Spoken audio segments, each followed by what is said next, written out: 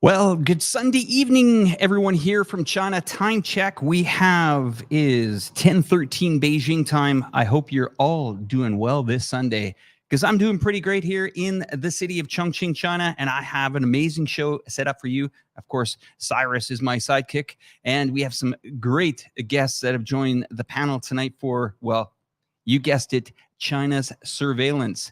Well, without further ado, we're going to bring on Cyrus Janssen onto the screen with me here. That would be great to have Cyrus join us on tonight's program. Let's see. There you are, Cyrus. How are you, sir? Hey, Alex. How are you, buddy? Good to see you. Hey, great. Cyrus, it's been quite the week here with Balloon Gate. I've seen a couple of videos on your channel already addressing that, and I think we should really tackle that issue tonight. We brought on a couple other gentlemen to the program that have a lot of interest in this as well, because they are thinking that this could be the prelude to China. And that would mean that we're going to have a pretty interesting year here. We're going to bring on Mike from iEarlgrey onto the program as we speak. And we'll bring him on the third panel now. My team's just going to bring it up. There we go. Hi, Mike. Welcome to the program. Mike, hello, thank you very much for having me. Sorry, it's good to meet you. Hey, Mike, nice to see you as well. Great. And without further ado, we'll bring on Patrick Lancaster, who's waiting in the wings for us there. Patrick, great to see you as well. Gentlemen, this topic here, this is going to be quite the program. I mean, surveillance. Every time anyone mentions surveillance, they always pick up China first. And well, we know with this latest situation, it's made things a little bit more difficult to explain. But what is really surveillance to you, Cyrus? What would you classify as surveillance? Well, I mean, that's a very broad question. I mean, I think what's interesting is that, for example, we know that China has, I think when we're looking at the top 10 cities in the world that use CCTV cameras, I believe China has 9 out of the top 10 cities in the world. I think London is the one city in the West that has a very high level of CCTV cameras. And, it just depends on, I think, your perspective on this, because, for example, as you know, living in Chongqing and myself having lived in mainland China for, 7 years in Shanghai, there is a great sense of security there. There is much less crime in the streets of China than in the Western world, than in America, for example. I mean, you can go out in the middle of the night in a major metropolis city of 20, 30 million people, and nothing's going to happen to you in China.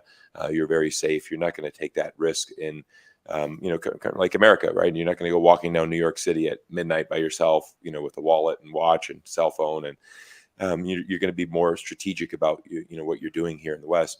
So there's a lot of interesting things where I've known people, for example, where a crime has happened. Maybe it's a pickpocketing, maybe it's something, and they can immediately go to that CCTV camera. So I mean, there's a lot of I think there's a lot of worries from the West that is China spying? Is China are they trying to take over the world with this balloon and all this kind of nonsense? But I think what's important when we look at this is so that I highlighted in my video as well is that the United States and China, they spy on each other. They have for decades. They will continue to spy on each other. This is something that is a well-known fact. And I think we just need a little bit of rational thinking when it comes to the program. And I'm actually encouraged by that, because even watching CNN here in America, they had a host like Fareed Zakaria who came out and really blasted this whole situation with the balloon gate. And I found him to be very good, some rational thinking, to the equation, which was encouraging for me. Well, thank you for sharing that with us, Cyrus. I have a news clip that I decided to put on tonight's program. I'm not sure about the sound, so just bear with me, everyone. But I'm going to play this to you just to kind of give you kind of what the Western media is talking about here. China is the most challenging national security threat America's faced in 30 years. What do we now do with Xi Jinping? Look, you sat on this chair, and had this happened under your watch when you were actually the chair, what would be the first concern or question that you would have had when you found out this balloon was hovering above Montana? Yeah, well, let me just say quickly why they would use a balloon. They have satellite capability. They have spy planes, like the U.S. has spy planes. And it's all about the ability to linger over a target. And so there's a suite of technology attached to this balloon. And by the way, the reports are that it had an explosive device on it so that just in case it came into the hands of the Americans, it would self-destruct, believe it or not. So that tells you likely it's spy gear. Well, guys, I'm not sure if you've enjoyed that clip as much as I did, but that will tell you that this is getting a little bit ridiculous here. Let's bring on Mike and Cyrus and Patrick. Let's bring on the full panel here to kind of roll this around and chat about this, guys. I mean, you just saw that clip. That was a congressman that was sitting on the Intelligence Commission in the United States. I mean, guys, are we to believe a government that told us that there was weapons of mass destruction and now we're shooting down balloons? My sovereign country of Canada just had the Americans shoot down a unidentified flying object. So much for sovereignty there, Mr. Trudeau. But hey, your jets are welcome in our airspace anytime. I was going to add to that. I read about that Canada thing. Go ahead. And go ahead. What amused me is how we've evolved from balloons to UFOs. It's like, actually, they didn't really buy the balloon thing. No one's going to actually go with that. So let's just, like that Pentagon official, he was like, we're not going to say what it was. It was about the size of a small car. It definitely wasn't a balloon.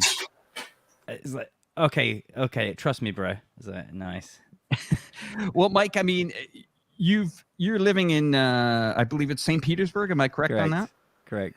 I mean, you've had a year full of this stuff. I mean, accusations being thrown out there. There's no doubt about it that I would say that there is some surveillance to there. I mean, have we really broken this down? I mean, I've been reading a few articles throughout the week here. One from the New Scientist, China spy balloon, everything we know after the U.S. recovers the wreckage.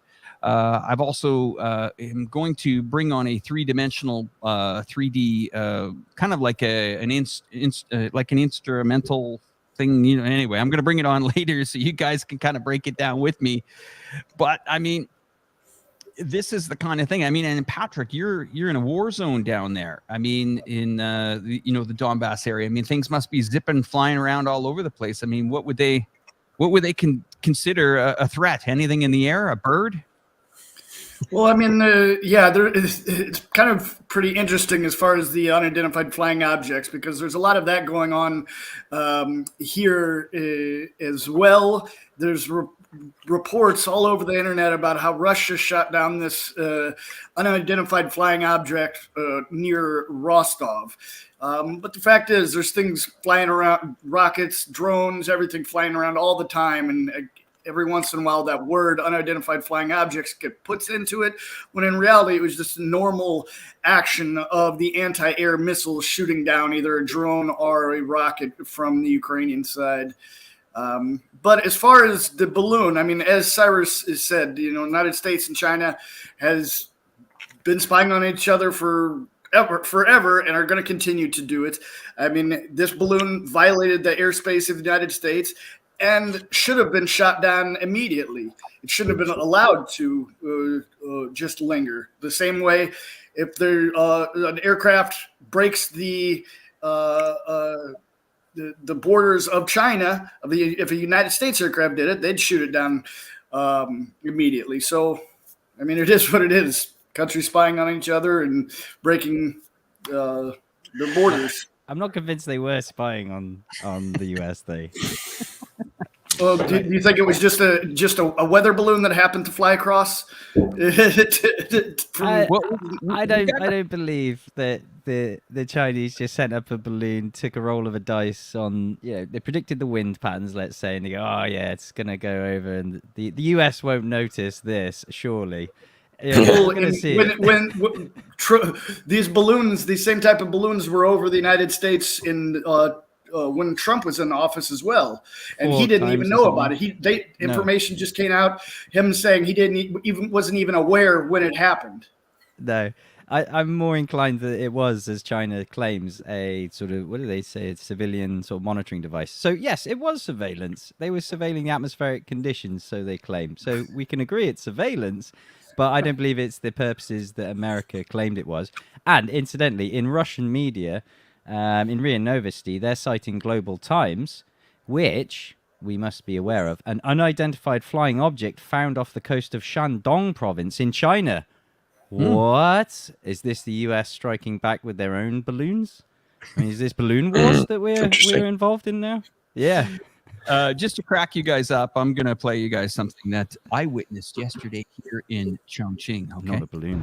This is Alex reporting in Chongqing here. You can see a balloon. It could possibly be coming from the United States here over the CBD area of Chongqing. I will zoom out just to let you guys see that, yes, indeed, a balloon has been spotted here into the distant sky here in Chongqing. We'll come back to you guys soon. Yeah, like I kind of witnessed it as well. But I mean, Cyrus, on a more serious note here, I mean, you know, this is really kind of ramping up the tension here. Don't you agree? Well, I think what's really important to understand is that, and then I kind of laid this out in an earlier video this week, is that, you know, like Mike said, these balloons have flown over the United States airspace, you know, before. And I think, and I made it very clear, you know, exactly, I agree with Patrick, right? This is a Chinese, you know, UFO, whatever you want to call it, a balloon. It has entered into the United States airspace. You know, obviously every country has a right to defend their sovereignty. So, but the problem is that this should have been handled very, very quickly, very simply. And to be honest, it just did not need to be leaked to the public. And that's where I think Fareed Zakaria from CNN really started to question this, because he's like, you know, why is the media I mean, he almost was critical of his own network. I mean, he works for CNN, and he was kind of calling out CNN for just blowing this out of proportion.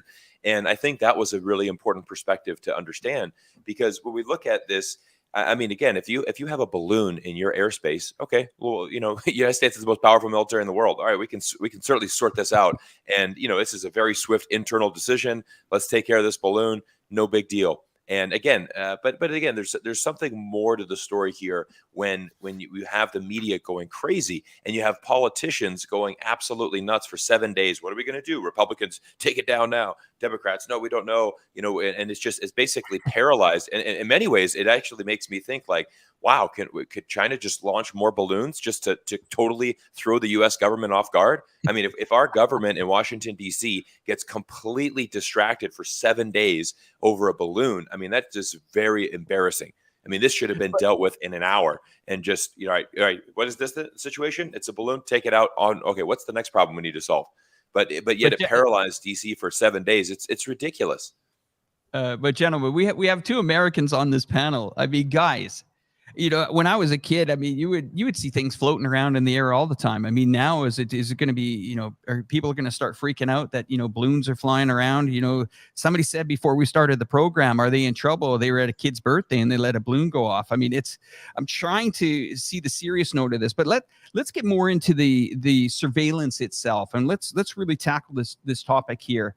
Now, I tried to explain to my family, my close family, they know I'm in China here, and they said, you know, how safe is it? Or is it, you know, over-regulated or you know, is everybody spying on you? And I said, you know, imagine a world, and I'm not saying that China is 100%, they haven't got everything solved here. I mean, things they still need to improve on. But when you eliminate things like, okay, let's call it, you know, money laundering, cash money laundering. Well, this is pretty much a cashless society here, okay? It's I haven't seen money since I arrived 18 months. Hard currency, you don't really see it anywhere. Most cash registers are gone. So you've eliminated that. Then you've eliminated, you know, I don't see people. And remember, I'm in a city of 32 million people. Have I seen anyone do drugs? No. Have I seen homeless people? No. Have I seen, you know, prostitution on the streets to help people with drug addiction? No, no, and no. And you try to explain that to people, and they say, well, maybe they're terrified, maybe they're scared, maybe they're getting on with their lives in a society that has found a solution for this. Passing this over to the panel, let's bring the panel back up to kind of get into this. And I think, you know, in general, here's something I want to bring on the screen, and I think let's all have a chat about this. Here's something that I want to highlight here. This is China's surveillance technology being sold around the world to other governments around the world. And this just shows you how many countries are buying Chinese surveillance technology. I mean, let's go to the panel and let's have a chat about this. Anybody want to take that on? Yeah, my first question, why is it only Canada that's buying US tech and not even the US is using US tech? Yeah, good observation. Good observation, Mike. Odd. Interesting. Yeah, I'm quite interested. I mean, I think a lot of it has to do with depending on who's getting what government is in power. You know, in Canada, we had a very hard stance on the Huawei situation. And, you know, we put one of the executives under house arrest for a few years. I mean, this is going to be very costly diplomatically as well for, I think, the United States. As we get on into this program, I'll explain why. I mean, this has the administration written all over it. It could be a deflect. I'm thinking they're deflecting what's happening in, you know, in the Ukraine right now. And maybe moving on to another, you know, maybe they have another target in mind. I mean, Cyrus, we were on the show a few weeks ago and we talked about the Taiwan situation. I mean, is this a media push to get the focus on China? Is this real? Is this what, you know, is this the threat that everyone's saying? Well, that's what I'm really alluding to, is that, you know, I saw some very big anti-China voices on Twitter, for example, earlier this week, where you know, there was an article I think written through 3 years ago, for example, where it said like China is testing you know, missiles on a balloon, and it was just some kind of defense report. And the interesting thing was like this voice, he spoke out and he said, oh, you know, this is interesting, you know, ... and then, you know, post this story up. And so again, it's like, okay, well, what you're trying to do is you're implying that, you know, China's going to take a balloon with some missiles and, you know, fly that over the United States and potentially launch an attack. Again, we're just jumping to conclusions. There's no rational thinking there. First of all, I don't think any country in the right mind would militarily attack the United States of America. It's just not going to happen. And in addition to that, I mean, we know China's a nuclear power. If they wanted to launch an attack, I'm pretty sure they wouldn't strap a missile up to a balloon and do it that way. I mean, they could do it in many other ways. But again, this is where we're preaching stuff like this, and we're spouting out this information, and it really is. It's very difficult to see because, you know, there's just not these rational voices that are coming to the table. And I mean, look at how many United States military bases we have in the Asia Pacific region.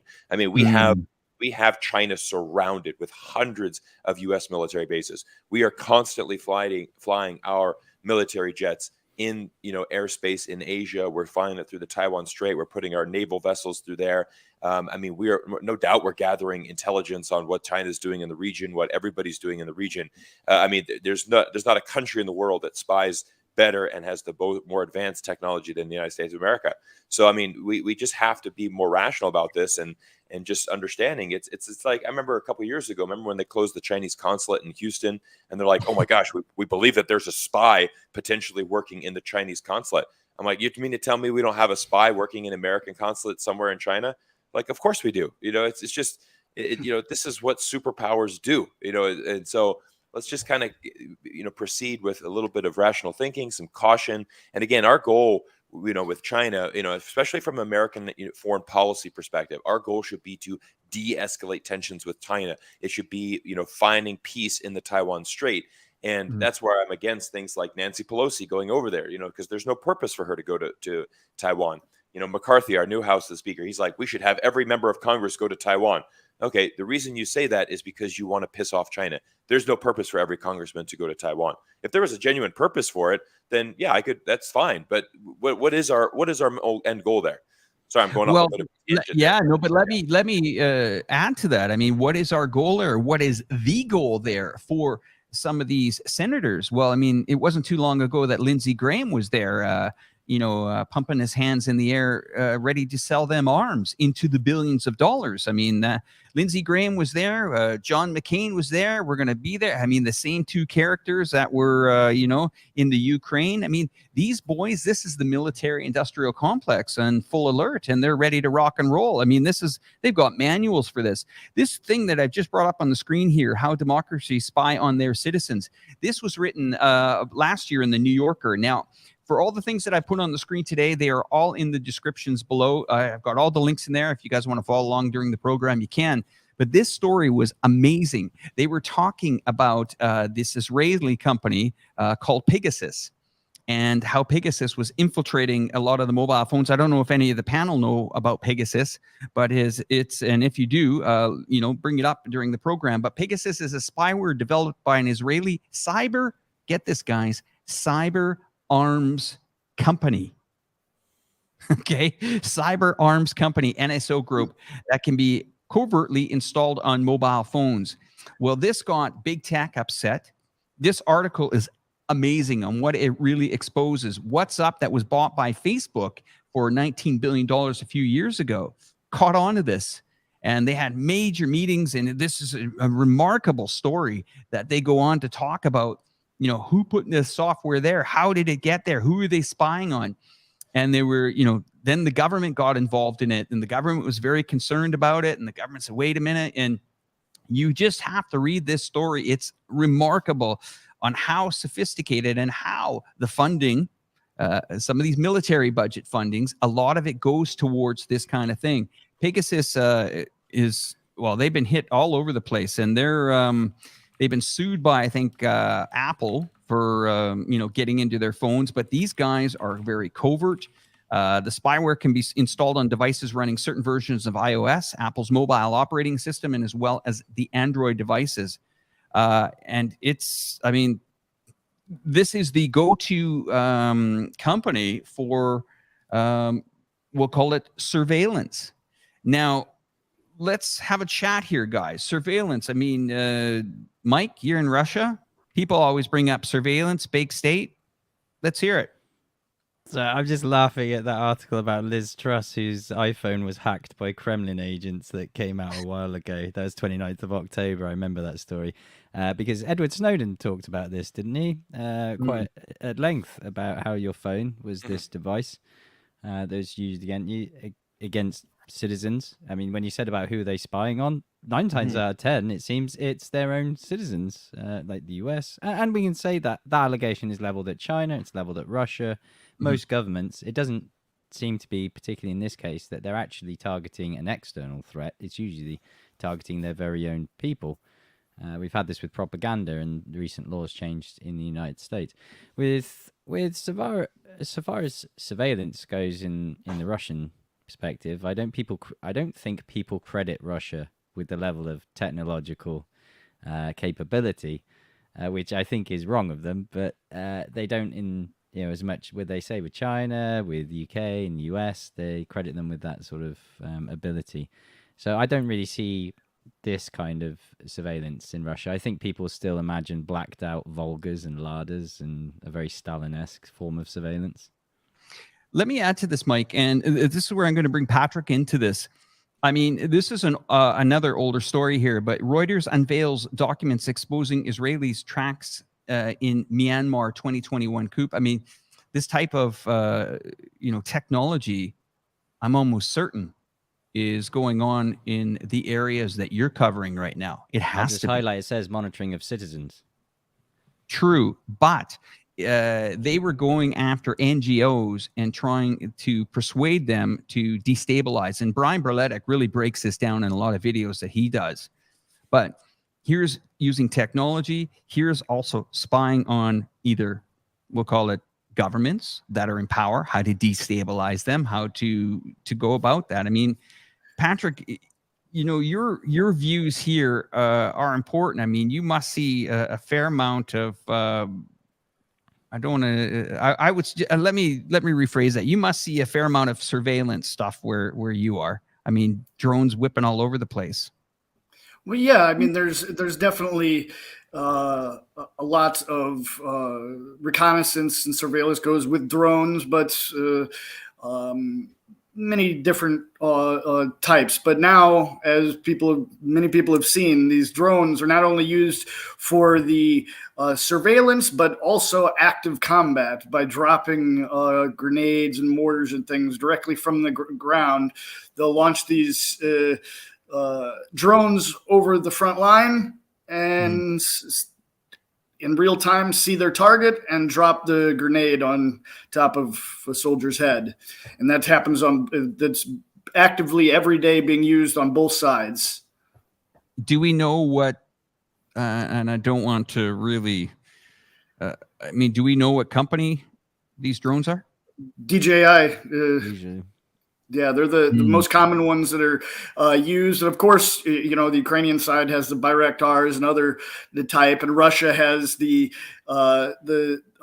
more military grade drones. But the common drones that are used for reconnaissance on the front line is almost 100% DJI drones. So would that be now them? Would that be just like a normal commercial product that they have that they've modified? They've taken this product in, they've modified, and both sides are doing this, or? Yeah, it's I personally have seen everything from Mavic, DJI Mavic Originals, Mavic 2s, Mavic 3s, and they even have the more the higher level DJI drones, where aren't necessarily the consumer. But yeah, and as far as reconnaissance, they don't even have to modify them for reconnaissance. They just fly them as they would normally. But there's also hacks that are done to kind of help them not be taken over by the jamming equipment so easily. They modify some of them, and of course they have the modification where they add the trigger to launch the grenades or drop the grenades down. So there's some modification to them, but basically just the consumer drones that you could buy online. Now I'm going to continue on this one, and maybe the panel can help me out here. First of all, how are DJI drones getting into, let's call it the Ukraine? Okay, my curiosity is someone is funding this war, right? Money is being, basically donated by countries, whether it's the United Kingdom, the Collective West, that has a budget. They go out, they purchase these products, but a lot of these products are banned in the United States of America. So I'm really trying to get my head around this, that if the Ukraine side is using them as well, they are then purchasing them from somewhere, but apparently they want to use this technology, but then blacklist this technology to the makers or the people that are, selling these items. I mean, let's look at it a little bit more. Okay. So these drones, to my understanding, when you fire them up, they get a GPS signal, right?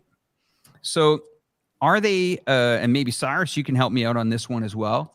Are they connecting to US GPS signals, which are not as great as the Baidu GPS, which is more precision based? Maybe I've given away some military secrets just now, but you guys see what I'm getting at here.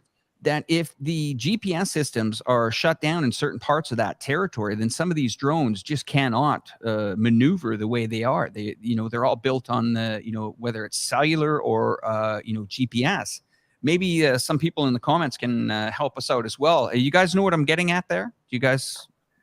Well, on kind of some different layers, yes.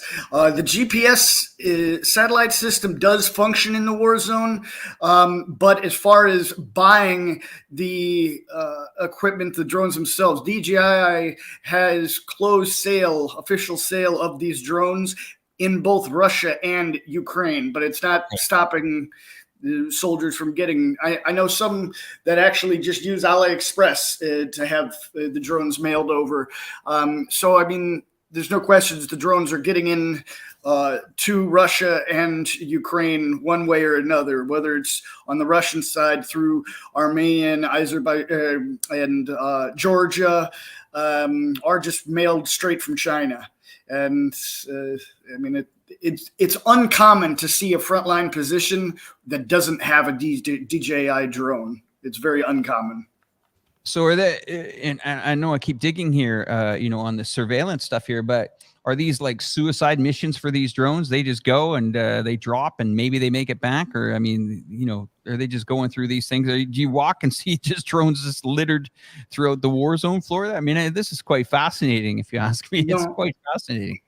They do a pretty good job. I mean, they have special teams that, I mean, their job is to work with these drones, and they have as far as what I've seen, have a pretty good success rate of bringing the drones back. Of course, yes, there are kamikaze drones on both sides, but as far as the DJI, they use them pretty efficiently to go over there, drop the ammunition and come back. Now, and there's also the types of teams that are the correctors for the artillery. I've done several reports where there is a drone operator in one location and then artillery in a totally different location, and he has the drone overhead of the target, and he tells them to fire at what coordinates, and then he sees in real time the video feed from that drone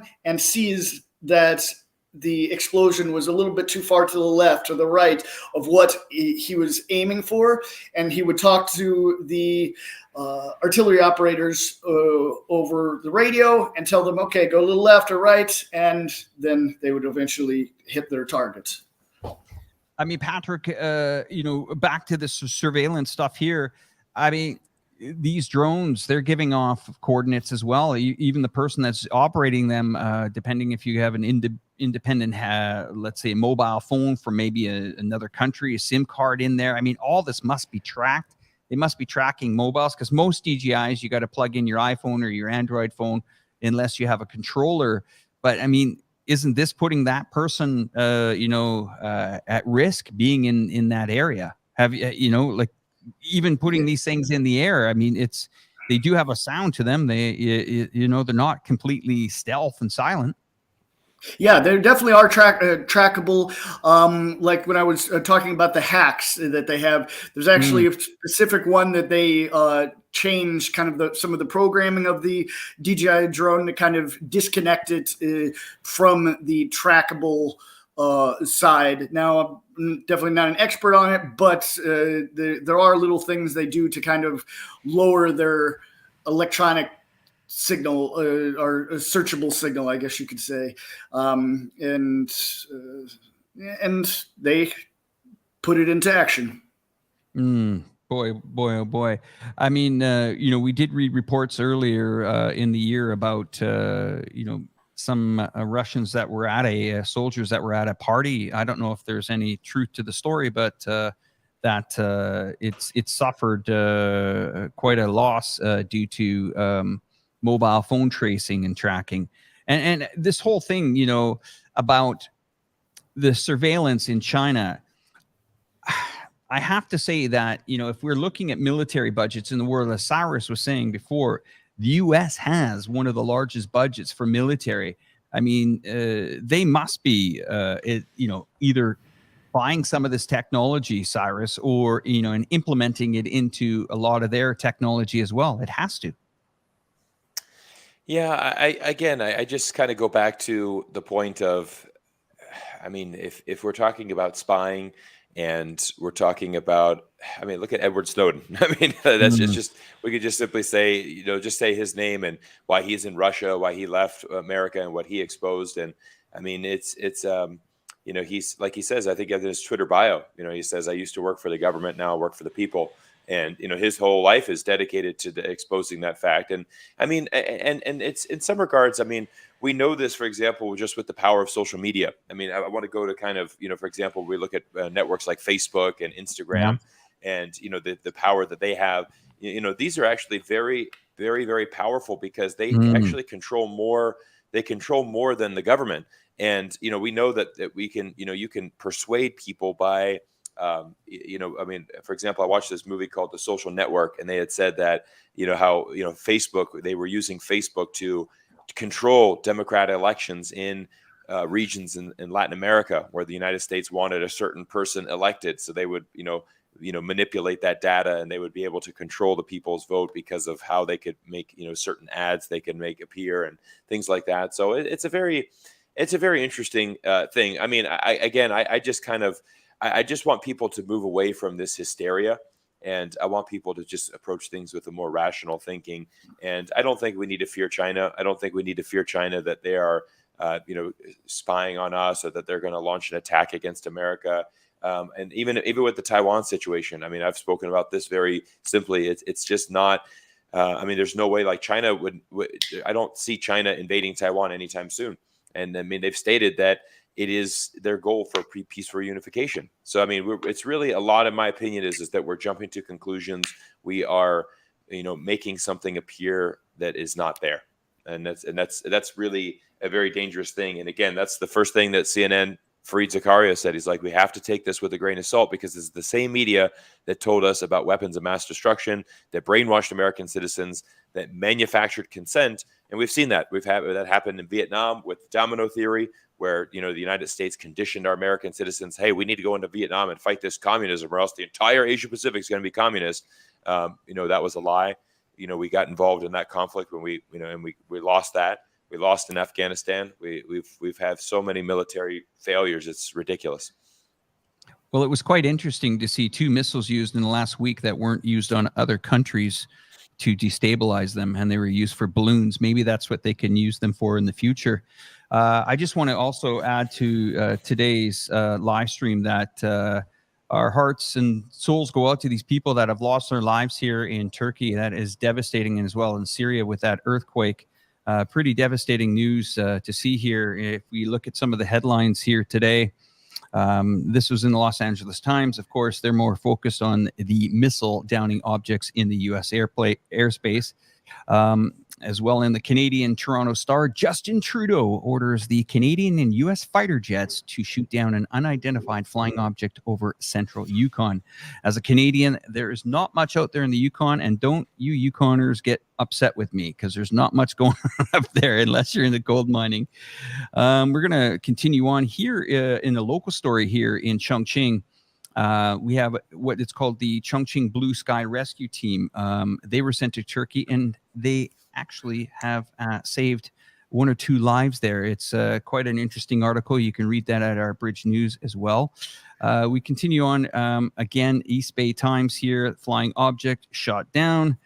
And here is a local Turkish businessman appealed for more international help in Turkey and Syria quake hit area. I mean, the death toll climbs at over 29,000 as we stand here. China, in the China Daily, the front page on there is the Cambodia ties enter a new era. That's great news. And here to the audience, if you haven't already heard this story, I mean, this is going around a lot of Twitter and social networks as well, how America took out the Nord Stream pipeline.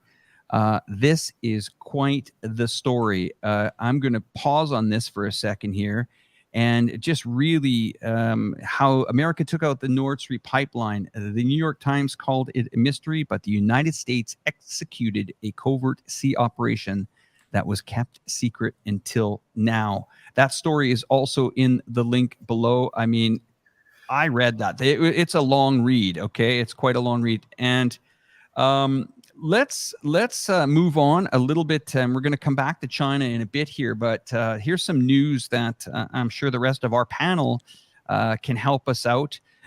This is pretty extraordinary if you are following the Ukraine situation here. Moldova is a small country, one of Europe's poorest country. I've been there, I think 3 or 4 times, once with Patrick Lancaster on the panel here. Moldova is had a pro-Western government, collapsed. And to me, this is the start, okay? When Moldova collapses, look out. Now, you may wonder why Moldova is so important. It might be a small country. Well, most of the people, and as Alex Christoforou said, that are voting in those governments are people that have actually left the country of Moldova a long time ago. Here you will see the map of Moldova. Now, if you see that red little, we'll call it little map there on the side of Moldova there, that little kind of red, that's the Dniester River, and then that's Transnistria. Now, that's a breakaway country. They have been claiming independence for many years, but nobody has really recognized them. Now, Patrick and I visited that zone.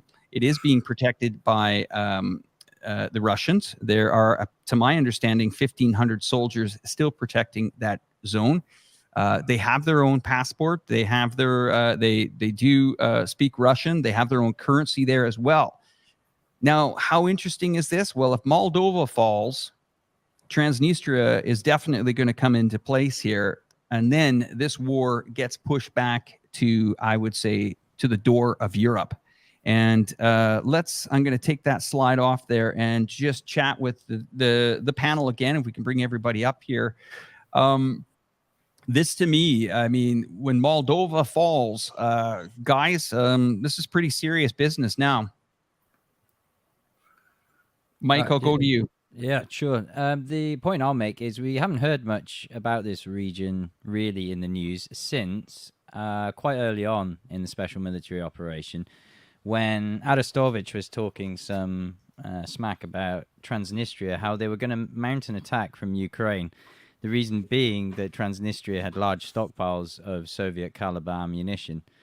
So there's this interest in Transnistria. The Russian side, it's been speculated they want to create a land bridge to link up with Transnistria through Odessa, and all this sort of speculation in that regard. Hence why I'm intrigued about now the focus on this area of the map and geography.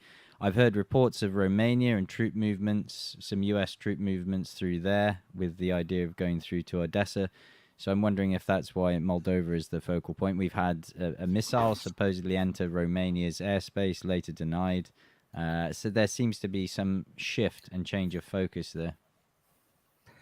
Patrick, are we hearing anything about this area? Well, I think one thing that's for sure, the people, as you said there, they speak Russian. They're basically Russian and would like to join Russia.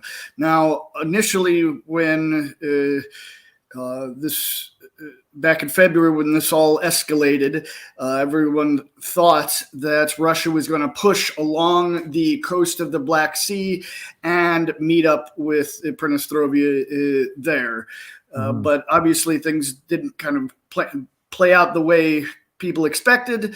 So now there's this big chunk of land in between what is controlled by Russia and what Russia has now recognized as part of Russia, the region of Kherson. And then their aim is to go to Prinestrovia, but will it happen this year? Who knows? I mean, I'm looking at it from this angle as always, there's going to be one that just breaks this whole chain here. If it's going to be Hungary, if it's going to be, Moldova. Now everyone thinks, Moldova is not important, but it is. It really is important because this is the doorstep of the European Union. And, I have to tell you, visiting that region many times and being there with Patrick, this country's been robbed. I can't tell you how many times. When we were there a few years back, there was over $1 billion siphoned out of the banking system by some of the politicians down there. I mean, this poor country that people are going to take this to the streets eventually. And I think this has the potential to destabilize that region because, the cost of living has skyrocketed. Look at that. I mean, that is a pro-European government that has just crumbled, okay? Absolutely crumbled. And we have to pay attention to that because as I showed you on that map there, no one's ever probably heard of Transnistria before. And that is playing a pivotal part on what's going to happen in this region. So we got let's get the panel back. I would just want to share with you guys here about, some of the things that are used in China here to combat theft, to combat drug use and stuff like that. I mean, I haven't seen it here. If people have seen it here, I'd be pretty surprised where it just doesn't happen. I watched a program the other night that I'm going to share with a couple of my local friends here to see if they can see really the how societies work in the West. And if there's a show that I can tell you guys about, I watched this on Netflix just a couple of nights ago. It's called Intervention. Now, let me tell you about this program. I'm not sure if the panel has heard it, but I suggest that if you guys would like to watch this really shows you how things are, kind of falling apart, even in my own country of Canada. Let me just see if I can link up some of the description on that for you guys. And just to tell you about, so it's a documentary. Intervention. It's a show that's produced by GRB Entertainment. Now they've done 24 seasons of this, guys. 24 seasons. And it was broadcasted originally on A&E, but it's being picked up throughout the market since 2005, and the show is still going. It basically shows you the breakdown of society in these countries and talks about the massive drug use that is in, North America, Canada, the United Kingdom. The show is very real.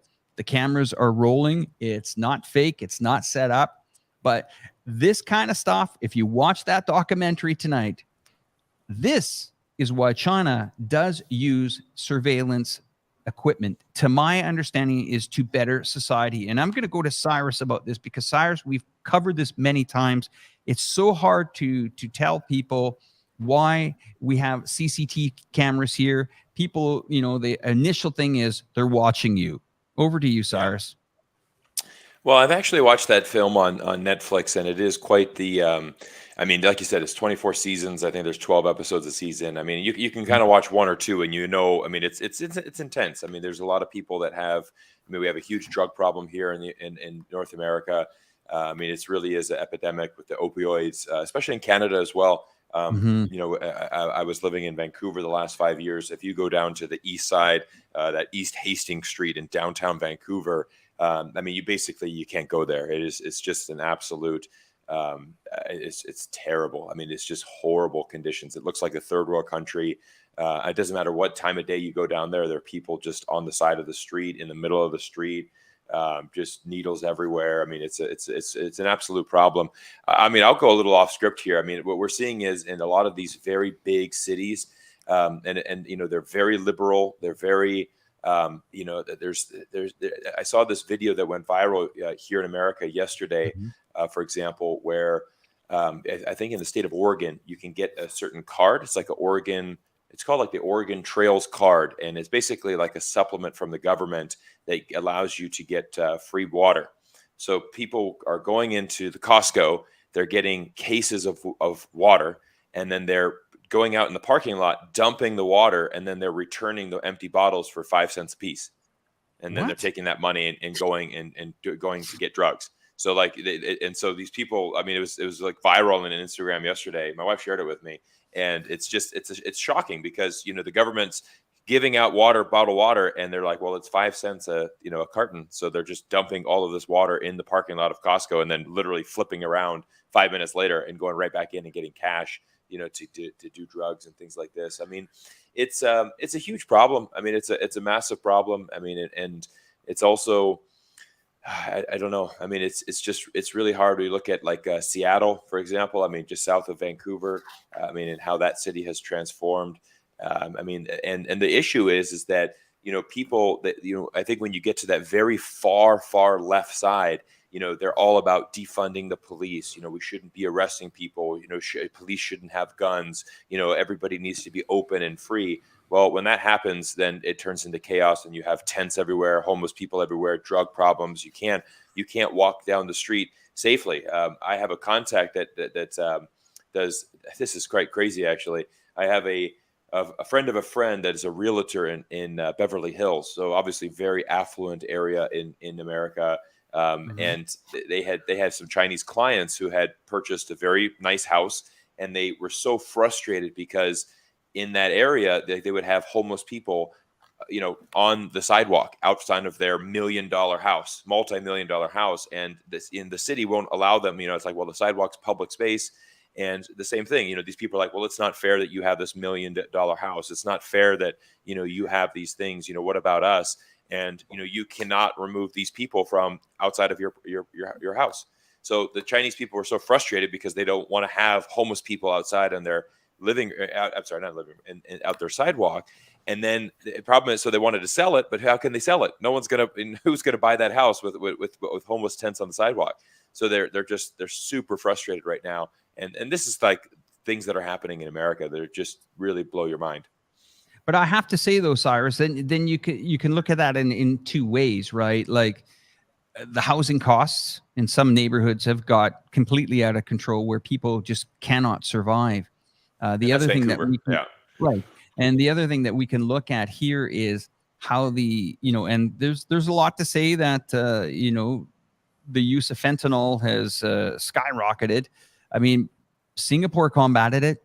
They basically just said, you sell this, buy this, do this, it's over. I don't know if you've ever been to Singapore, but I've been there many times. First of all, they give you a warning on the plane. If you got anything, now's the time to get rid of it. They give you a shot to do it, no problem. No pun intended there yet. But as you get closer to the end of the airplane, there's another garbage can there. And then you're walking off the plane. They're like, don't bring it in. Definitely don't bring it in. And then the last stop before you go through customs is, if you're caught with anything, you will go in front of a firing squad and you're dead. It's that clear. Now, people would say, well, people should be allowed to do what they want. But when it destabilizes an entire country, you got to look at, some of these people didn't get into this by choice. If you watch that documentary we spoke about, Intervention, some of these are hockey players that took prescription opioids that then the medical system cut them off, didn't help them, transition off the drugs. They said, I still have pain. I need some pain management. Well, if it's expensive to go visit a doctor in the United States, or if the hospitals are, overflowing, or if you don't have medical insurance, or if you're waiting 6 months to see a doctor in Canada, all of these things come out in this documentary. And like I said, 24 seasons, they're not running out of people to be on this program. I mean, but at the end of the program, they do offer people to go to a facility intervention after they've had a family intervention. But once again, these facilities are just donated by, for facilities to kind of do their marketing. These aren't government programs. So this whole surveillance thing, I'm trying to, really tell the audience that, yes, there is surveillance. I visited some of the districts here in the city here. One of them is Jiangbei. It has about 900,000 to 1 million people in that district. Well, their community management, it's a massive office with a big surveillance, but they're looking for if there's potholes in the streets. I don't know if there's any Canadians, but we call them potholes in the streets, or if there's any signs or garbage that hasn't been picked up. Those are the type of things that they're monitoring. I mean, I don't, at 18 months of being here, I don't see what I used to see in Canada. And that, to me, where, I just said to my wife the other day, can you imagine us walking past something that would completely shock us? It just doesn't, it's so hard to explain, but that's where, you have to really try to understand that China, I think, gets a bad rap on that. The other one is the internet censoring, which people really, some of them understand it, and some of them are being really disingenuous to talk about China in that way. They say, wow, China bans Facebook, YouTube. Most people here in China that have social networks do not care about Facebook. They don't care about Twitter. They have their own social networks here. They're huge, Bilibili, Douyin, Tuchao, all that. These are massive social networks. The concern the government has is could these social networks that have servers in California that are taking information and then maybe using this to help destabilize governments? It's happened, Cyrus and the panel. Let's bring the panel up. Guys, it has happened. I mean, you guys, Patrick, you're on, well, your voice was silenced where you are, right? Well, I mean, luckily my YouTube channel hasn't been deleted yet. At the beginning of last year, YouTube started shutting down any and most Russian operated YouTube channels and even non-Russian channels, which are more that show what's happening on the Russian side of the line. Luckily, mine's still alive and it's still pushing forward with it. But even though it's alive, the monetization has been totally shut off. And in almost 9 years on YouTube, YouTube's paid me a total of $400, just over. So there's different ways of silencing, but still working through it. And just in the last year, since February, over 35 million people have watched my reports from Donbass. So still getting the information out. I mean, Mike, I've been following you. Oh boy, you've had an interesting few last months. What has happened to you on the social media front? I mean, man, oh boy, it gets interesting. Tell us about it. Please tell us about it. Well, social media I'm not actually a big fan of anyway. I got locked out of Twitter for sharing an event that happened in Donbass. So I didn't miss Twitter. I very rarely go on it anyway due to Russia's ban of Twitter and Facebook. No one in Russia that I know of misses these networks anyway. They can't be bothered because of the loopholes to have to go through to access them now with VPN. People in the West have... That's what the irony of when you just said people don't like internet censorship in China. I was like, wait, what has everyone been woken up to in the West these days? They can't access Russia Today. They've had so much censorship. Yeah. Google then not ranking certain results because it doesn't fit with the narrative. Then you have the Twitter files. It's like all this justification for what you've just said that maybe China doesn't want that has been, in my view, absolutely justified with the West's behavior and what's come to light in the West with these big tech companies. Russia has its own answers, or if it didn't before, it does now. It's adapted to provide its own networks. Even it's a bit of a meme, but our YouTube instead of YouTube they've got here.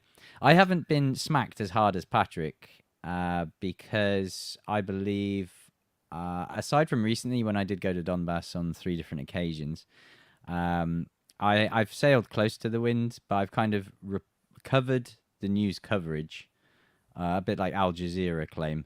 They cover the news coverage, so therefore I'm, in my daily streams usually, I'm kind of just giving people both sides of the story with links and attribution and accreditation to where they've come from.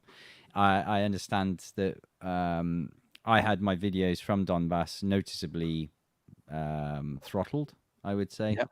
That's right. The exposure just wasn't there to the same number of subscribers, but for some reason they didn't get to watch this content. So I think the people in the West, as much as they may have thought that China was the big bad guy in all this, I think they're actually realizing that it's behavior that's we've seen a lot of projection. So the West will be saying the difference that I see from the West is it's far more ominous in its motivation when it comes from the West. It's usually manipulation or intelligence or something very dark, whereas I'm sure there's stories that are leveled at China on this way, but it seems to me, like we've just said, about the degradation of social morals as well. Here, social media has played a massive role in this, in my opinion, personally, normalizing things that are quite ridiculous, in my opinion. And I believe China perhaps has been successful in protecting its population from the encroachment of this, as Russia seeks to do the same. Vladimir Putin also talked about this. So Patrick, have you expanded your social networks at all lately? Well, I mean, of course, YouTube is my bread and butter, and where the biggest part of my audience is. But quite active on Twitter, Facebook on and off. Facebook gets a bit annoying sometimes. And of course, I've got both a Russian language Telegram channel and an English language Telegram channel. And the normal Russian V-Contact, which is like Russian Facebook. Well, if I can give any advice to you guys here, I mean, I share the screen here with Cyrus as well. We do have a following in China that follows our content. And I think that, strangely enough, that you guys might hear this from us, but you guys should be putting your content out for 1.5 billion people to watch as well. I think our social networks are quite large here in China compared to what they are in the West. At least my channels are 7 times bigger in China. I'm not sure about you, Cyrus. You have quite the following in China as well. Yeah, we run channels in China as well, and I do Chinese videos and lots of content. I mean, I think that's just I always talk about this because people are always asking, why did China ban Facebook? It's not free. It's not fair. It's not fair competition. The reason is it's very simple because Facebook and these companies were not following the laws of China. Actually, LinkedIn, for example, they followed the protocols that were set up by China. LinkedIn operated for many years in China, but the reason that they pulled out was mainly because they just failed to really grab that Chinese market share. And the reason for that is very simple to what you're alluding to, Alex, is that China has its own social networks, very similar to, for example, in Korea. I mean, they would have their own. Taiwan has their own. I mean, they have every country has their own. Other countries outside of the West. I mean, if you're in Europe, for example, Facebook and Instagram are king. But yeah, in China, I mean, with 1.4 billion people, I mean, you're going to easily have dozens upon dozens of their own social networks. They're built by Chinese. They're for Chinese. They're in a Chinese formatting. So it's a lot cleaner. It's not as simple as just saying, hey, let's take LinkedIn and just convert the text into Chinese and launch it. That necessarily is not going to be a great advantage for you. And Chinese people, I mean, what they really found was the only people that really wanted to use LinkedIn were people that had lived in the West and, had Western colleagues that they wanted to communicate with. And that's what we see with, for example, with Facebook, right? The Chinese people that use Facebook and want to use Facebook have either lived abroad or they have friends abroad. It's not like Chinese people are sitting there like, oh man, my life is so depressing. I really wish I could access Facebook to understand what's going on in the world today. I mean, they've got their own social networks. I mean, TikTok in China is incredible. I mean, Douyin is such a better platform. It's better than TikTok here in America because it's more sophisticated. It's better content, in my opinion. And, China has a very vibrant social media scene. I love it. I love creating content on Chinese social. Well, let's talk about that Chinese social again. TikTok did hit the news for surveilling, their clients. But I mean, how is that any different than Facebook, YouTube, Twitter? I mean, the Twitter files spilled it all. Really, it said, hey, what you guys were saying is true. I mean, it's 100% true. I mean, we have Douyin here in China.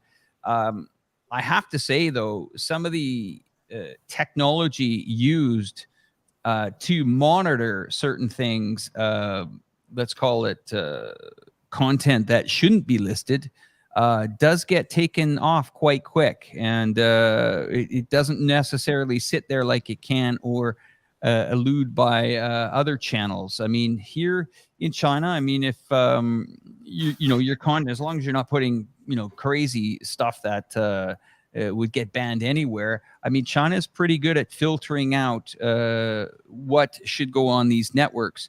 And the last thing that they want to happen is that the way that governments have been working and using these social network channels in the West is very evident. It's very clear.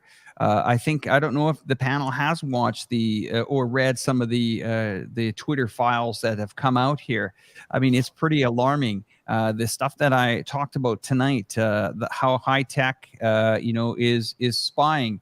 you should see the write-up that they talked about. 2 billion people have WhatsApp. 2 billion people have that. And some of that software was infiltrated by, I think we lost signal. I lost one of my camera signals, guys. There we go. So over 2 billion people were potentially at risk. I mean, guys, I mean, you're in Russia. I mean, how does the government work with, technology there? I mean, the government uses like Linux and Windows XP from what I've seen. Sorry, can you be more specific?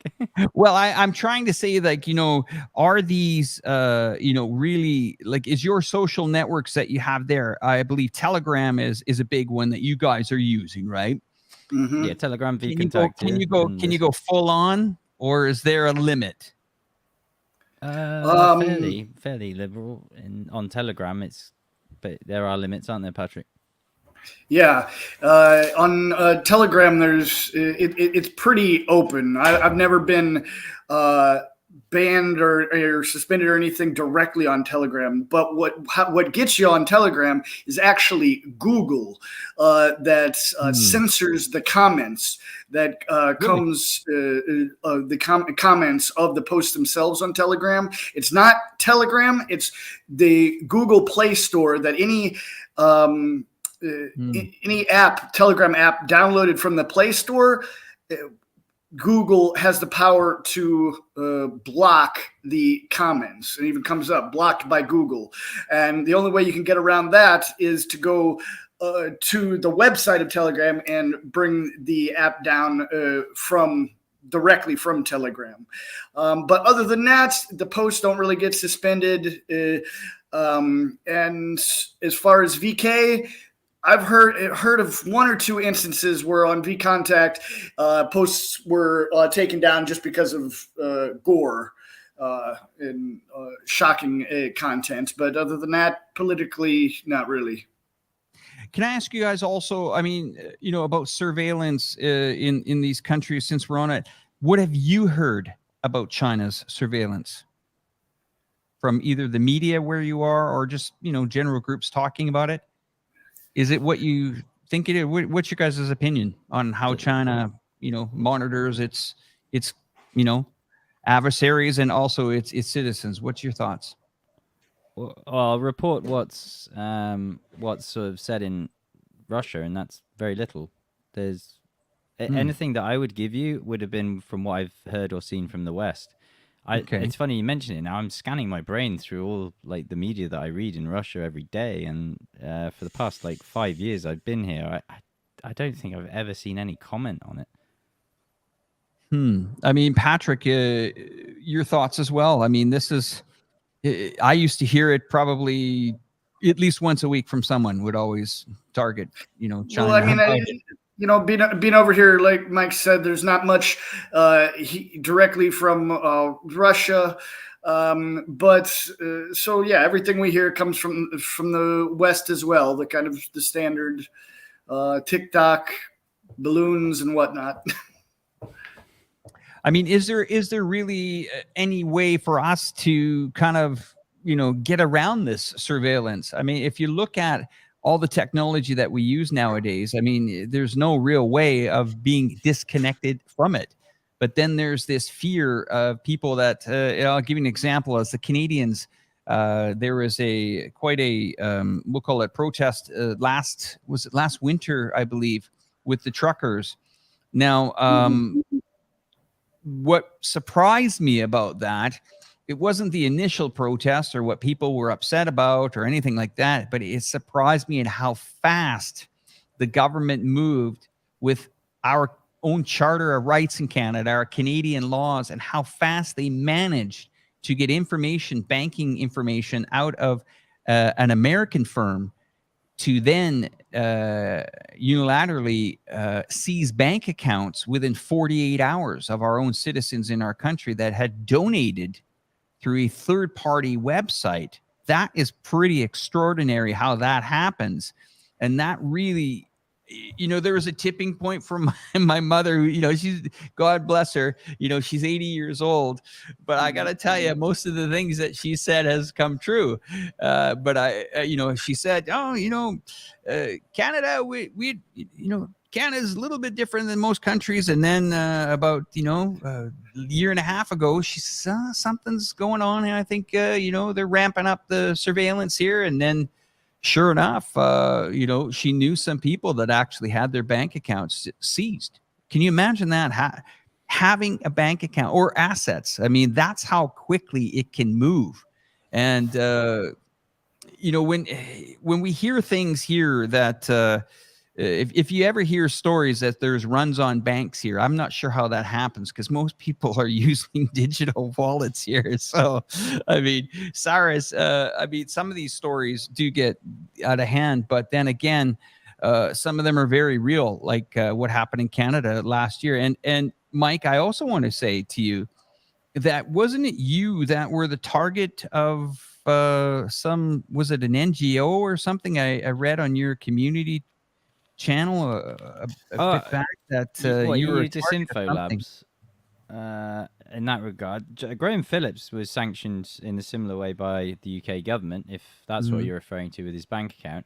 I was named a disinformation entrepreneur by disinfolabs.eu. I was really proud of that. I put it as my Twitter bio. And YouTube will not give you the 100,000 plaque? No, they won't. No. When I applied, it said your channel's not eligible because it doesn't fit with community guidelines. Wow. I have one strike for, I've forgotten what it was now. Oh, it's hate speech about Kramatorsk, where I did an expose sort of on who was actually responsible for it. Since then, I've had one more strike that I managed to successfully appeal. I mean, that's got to be pretty tough to get a hate speech strike. I know a couple of channels that's all they do is talk hate. Well, yeah, apparently to cite sources and draw a conclusion that wasn't consistent with what was being said in the West was hateful speech under their guidelines. So yeah, that's sort of my targeting, which is pretty low level. This guy, I never thought I'd actually hit 100,000 anyway. I thought I'd get nuked before then. Well, I mean, I have to put my hands out and shake your guys' hands for all your hard work that you guys have been doing in that area. I saw that you took some well, I'm not going to call them vacations, Mike, but you went down there and interviewed some people and actually put out some amazing vlogs. I was like, wow, okay, this guy is really covering that zone. Cyrus, you want to say something?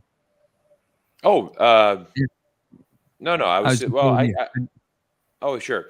No, I was just gonna, I just wanted to share that perspective of Canada because, I lived in Vancouver, Canada, the last 5 years, and it's amazing, what Justin Trudeau has done to the country. I mean, he is a laughing stock across Canada. I think he got around 30% of the popular vote in the latest election in Canada. Yet he obviously became the prime, was able to retain his his seat as the prime minister. Interesting enough, I mean, in Canada, right, there's no term limits on presidents, so you can rule indefinitely in Canada, and it's quite an interesting thing because when I tell that to Americans, they're absolutely shocked that people like Trudeau can be running. I mean, he'll continue 10 years in power. And can continue. I mean, there's no timeline for him. It's up to him when he wants to sit down.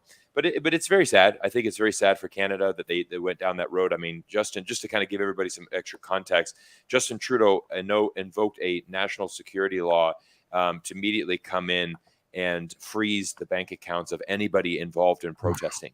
So the problem as well is that when you look at that this is the biggest hypocrisy that Justin Trudeau and the Canadian government have, because a lot of people think that in Canada our national sport, it would be either hockey or lacrosse. It's not. Actually, the national sport in Canada is virtue signaling. That's what that's what unfortunately has become the national sport and a very big stance of the government. And this is the craziest thing is while Justin Trudeau is basically blocking the bank accounts of people that are protesting, he then turns around and says, oh, look at these people that are protesting in China. That is fantastic. We stand with the people of China that are protesting against their government. And it's like, bro, like, just look in the mirror. Like, you literally have left Ottawa because you're scared, because people are they're protesting against you. You then enacted security law to freeze their bank accounts.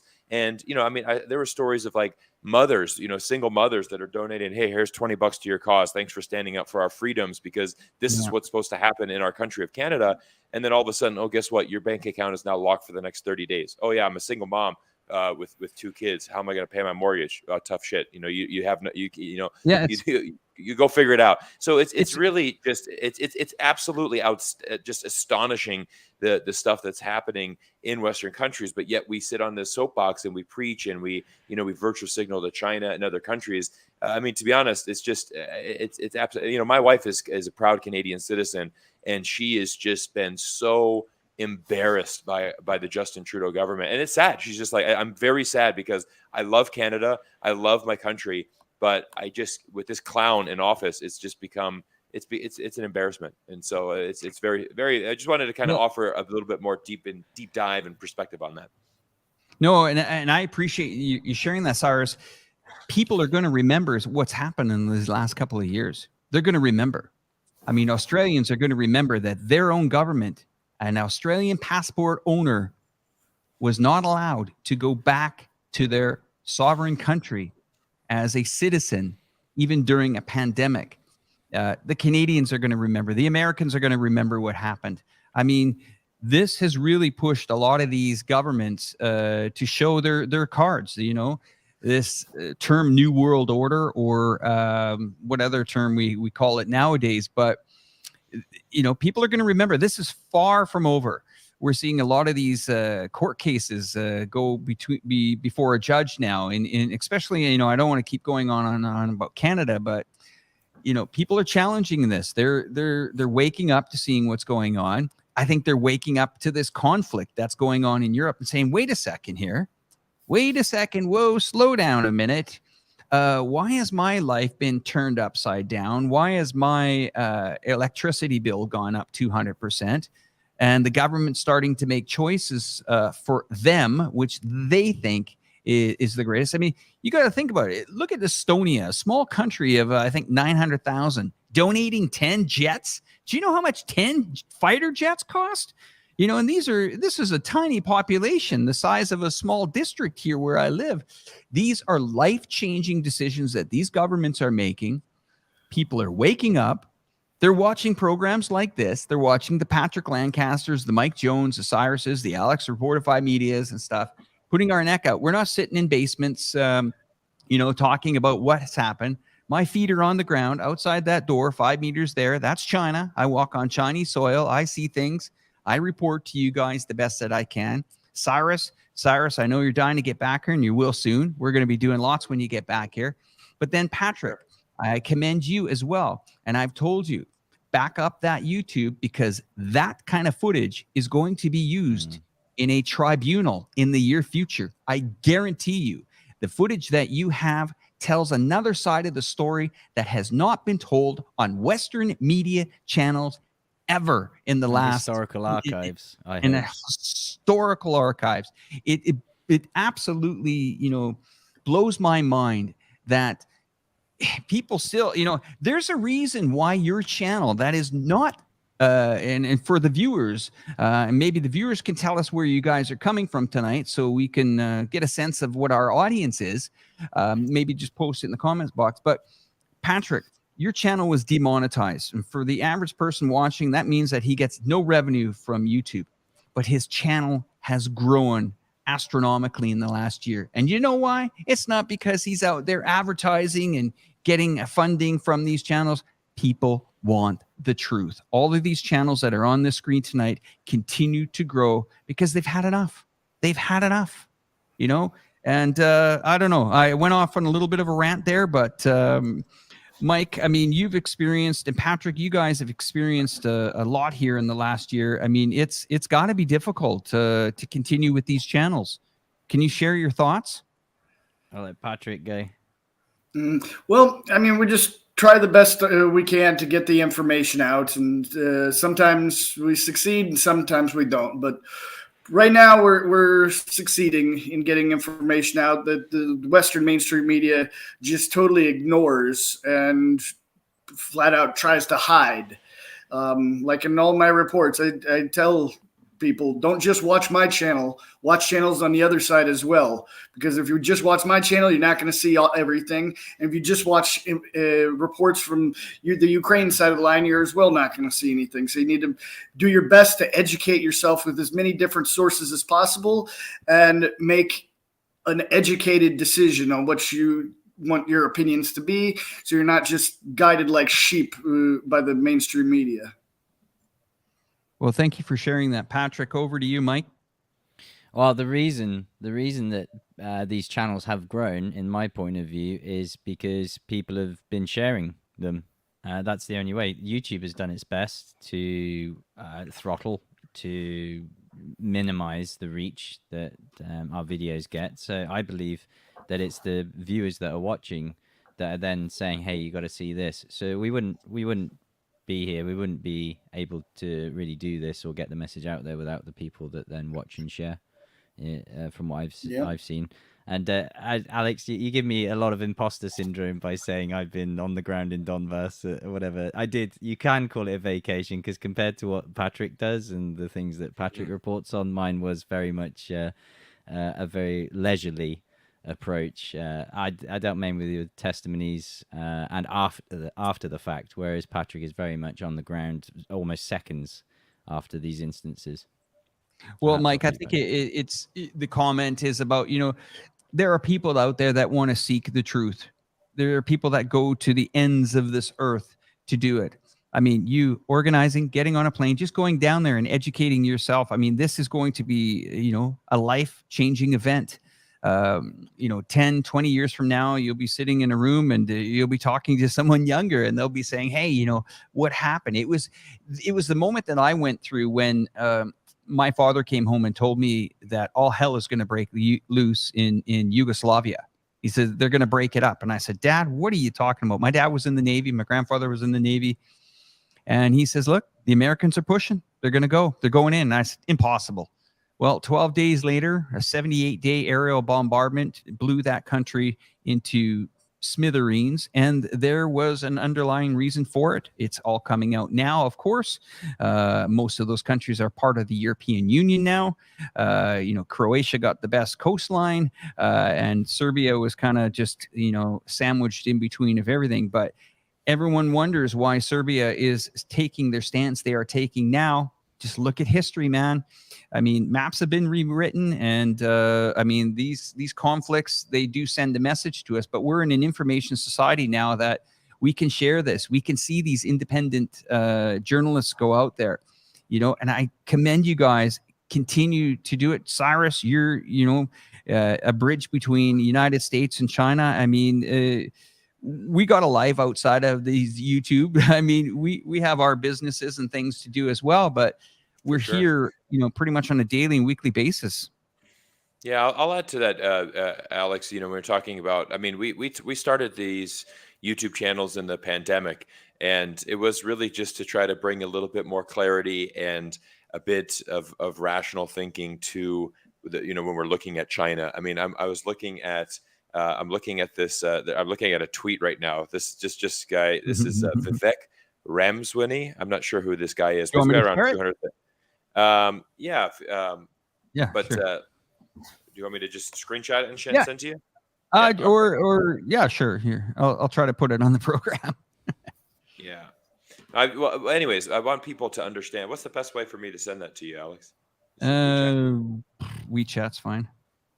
Yeah, and then I'll go with I got a little camera in my hand here. I can put it on the screen. See if we can do that. No problem.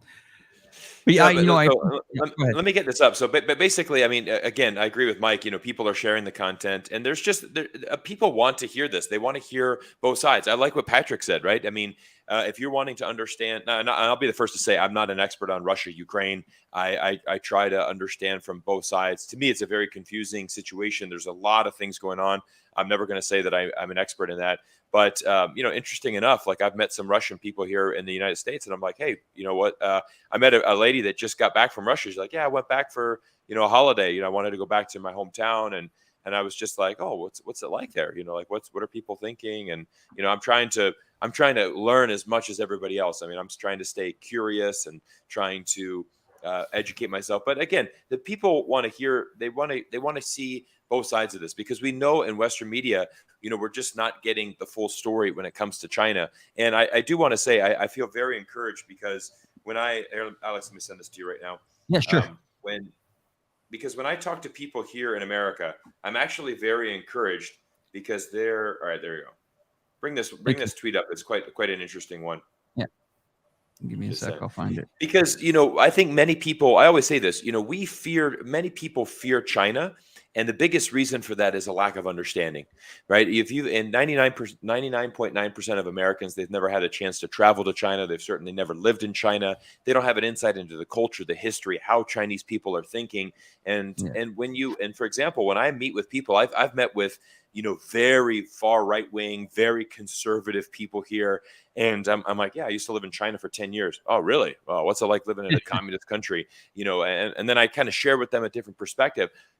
10 out of 10 times, every single time, the response is, wow, I didn't know China was like that. Oh, wow, that's really interesting that you had that experience. Wow, that really, you know what? I learned something from you today. Wow, I really appreciate you sharing me, because I imagine China was like this, but you're telling me like, oh, it's a bit different, and like you actually lived there and you had a great quality of life and you enjoyed your time there. Wow, thanks, Cyrus. So I'm encouraged, because that's why I relocated back to the United States.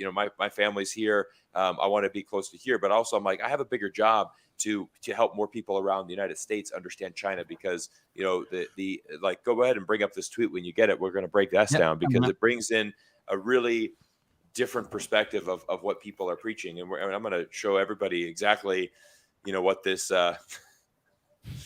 sorry, Cyrus, I have to I put this on the main screen now, so I've kind of cut you off. Maybe you can. No, that's fine. No, that's good. So I mean, look at this guy. This is what he sent out. Let's defeat China economically now, so we don't have to militarily later. Let's achieve semiconductor independence now. Abandon global climate change religion that shackles us, but not them. Ban TikTok. Decimate the drug cartels. Ban American companies from doing and entering China, unless their government radically reforms itself. There we go. It's all about regime change. Use advanced means to communicate with the Chinese people to let them know we're with them and against the CCP. A revolution is a communist regime's worst nightmare. So this is, I can tell, this is somebody that has never been to China, has zero insights into the country, has no understanding of what China is, because the vast majority of Chinese people, and again, this is the problem. I'm going to say this. Vast majority of Chinese people do support the Chinese government. That's not propaganda. That's not me trying to be like a pro-CCP or any of that. That's just me stating the fact that if you go to China and you talk to people, the majority of them, they're not wanting this Democrat government. They're not looking at America like, oh my God, I wish we could vote for our president. Oh, we're so oppressed here in China. If only we had a democracy. But this is what he's thinking. It's like, let's find a way to communicate to Chinese people just to tell them we're on their side and we're going to help you take down this government. Dude, you have no idea what you're talking about when you're sending out things like this. I mean, it's laughable. I mean, it's just absolutely ridiculous. And I'm like, here we go. Here's a guy that's completely clueless about the world that we live in. I'm willing to place a bet. His other tweet was Russia's economy is in shambles. Yeah, shambles. How did that work out for you? The economic side of it. Well done, mate. I bet he's fully up to date with his boosters as well. I've just got a hunch. Oh, yeah. Ben's left comments on this channel before, but I mean, this is right. If it's the CCP, it's anti-China PR. It's true. I mean, it's PC guys. I mean, it's interesting that comment. I mean, it's true. I mean, you watch some of these news programs and they just flood the airways. It's terrible. I mean, Mike Pompeo is the biggest of them all. I mean, he's just, what are we going to do to stop? And you guys heard that news clip at the start where I played it. They're like, what are we going to do with Xi now? Well, what can you do? I mean, like Lavrov said, bring it on. Just do it. It's incredible. We're going to round up the show in a couple of minutes here, but let's hear what you boys are up to in the next week here. Patrick, what's your plans? We'll go to Patrick, Mike, then Cyrus, and then we'll end it off with me here. And I just got some other footage I'm going to show you guys in a moment. But fire away, Patrick. What are your plans, sir?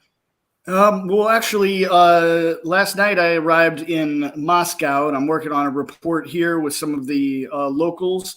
And here on Wednesday, I'm headed back to Donetsk for maybe a week, give or take, and then going to the LNR-Kharkov border to embed with the military there for a little while. Okay, thank you for that, Patrick. And please be safe and keep in touch with us and let us know what's going on, or if there's anything we can do, or our subscribers or all our followers.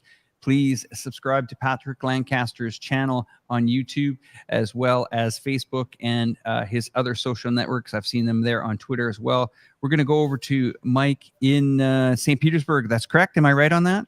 Correct, yeah. I'm in St. Petersburg currently. In probably the coming weeks, I plan to actually relocate to Moscow. And following that, once that's done, I'll be heading back to Donbass. I imagine I'll be taking the Buhanka. She's fully serviced. She's been pimped out with a roof rack and a ladder now. So I need to get her back, get those wheels turning, rolling, and perhaps deliver some more humanitarian aid, Severodonetsk and places like that, maybe Solidar. I think Graham Phillips needs some help as well. He's driving a Jaguar around Solidar, and that's not right. He needs a Buhanka. Well, Mike, Patrick, maybe I will join you guys in the near future. We'll see if we can get the approval or some. Imagine that vacation time, huh? And I'm heading out to Donbass. Why not? Huh? Why not? One tourist destination. Absolutely. No, I'm up for the challenge. Cyrus Janssen, back to you, sir. Yeah, enjoyed everybody on the panel. Thanks for having me on, guys, and looking forward to it. Yeah, we're just gonna keep got some cool videos coming out. So just I'm in the grind. We're just making videos and keep trying to find some interesting things to talk about. And everybody, if you guys can all subscribe to these channels, that would be great. Cyrus Janssen, iEarlgrey, and Patrick Lancaster here. I'm just going to bring onto the stream now just some footage here of the local talent that has gone out from China, which you probably don't hear on Western media. But this is some of the search and rescue team that are streaming live from the earthquake zone there in Turkey, and they are there. I believe that China is always there in some capacity, but I did hear some people tell me, they said to me, why is it that China doesn't always, match or donate huge amounts of money like Western countries do?